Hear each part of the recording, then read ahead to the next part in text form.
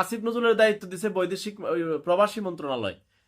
ডিসেম্বরের 8 তারিখে প্রবাসী আমারে রিসিট পাঠাইছে যে সে সৌদি আরব যায় 3.5 লাখ টাকা দিয়া, কেউ যা 4.5 লাখ টাকা দিয়ে, কেউ যা 5 লাখ টাকা দিয়া, অথচ তারা মানি রিসিট দেয় 84,000 টাকা। অভিযোগের শেষ নাই, একটু পরিবর্তন হয়েছে, পরিবর্তন হয় না। তাহলে এই দেশের মালিককে?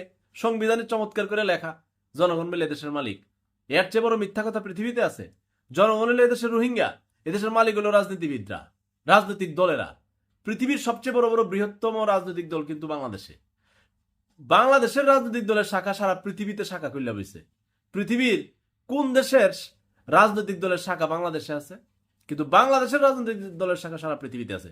নানান বড় বড় দল করে দিচ্ছে দেশ ওদের।